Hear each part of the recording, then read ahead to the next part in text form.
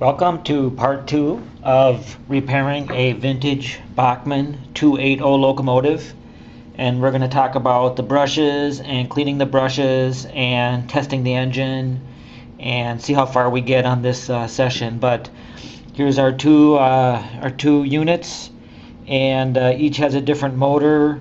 Buying them off eBay, you might not know what motor it's going to come with, but this one sounded better, but this one here, the chassis was better, and so we had to go with this model. Just to show you how this looks, so we'll take the two screws out that hold the motor in place and set them off to the side so as not to lose them. And we'll give you a look at this, where to clean it. Here's the cover. These actually pop off, and when you reassemble it, if you're going to use this model, you'd want to take these off and put the brush followed by the spring and then followed by the holder on each side.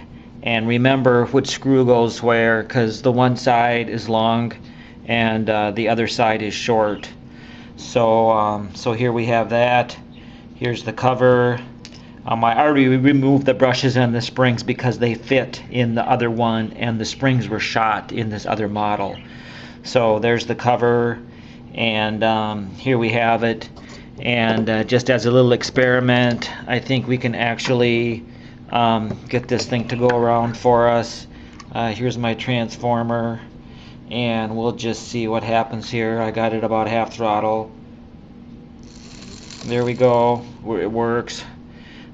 Forward, and I like the way this one sounds. Oops, reverse. So turn that thing off. So anyways, this motor works. The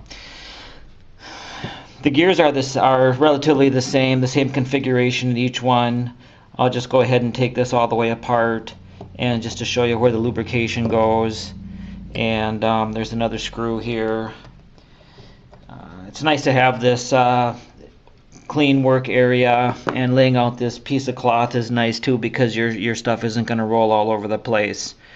So here I got the rest of it apart, and you can see the gears, and the gears are the same in this one, the gear configuration, although they are different sizes. You will find that they are not interchangeable. Keep track of all your little plastic pieces. There's a couple here. There's this one here. And when you go to lubricate this model, you'll want to use the special model railroad, and you just want to give it, the tiniest amount, a tiny drop there, and a tiny drop down here, and then get a little bit, if you can get a little bit back there behind that gear, that would be great too. And so that's the lubrication of the gears. Now we're going to go back to our project model, the one that we're going to be using, and we can check the motor on this one the same way. It's been reassembled, and I cleaned the brushes, and I just used this alcohol. I have 91% here, and a little swab, and I just used it. I just cleaned off the surface here where the brushes make contact. And also the brushes. And the brushes is just it's like a little cylinder of copper, and then there is a spring that goes on top of that holds the brush up against the motor, and that's how the electrical contact is made. So here's the one. We're just testing this to see if it works. There she goes, and forward and reverse. There we go. And this one, the one contact goes against this side, and the other pickup is from the front trucks, and goes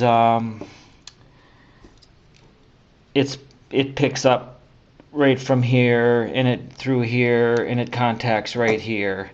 And in fact, this can also be tested this way, putting the one lead on this side, the brushes on this side, and the other lead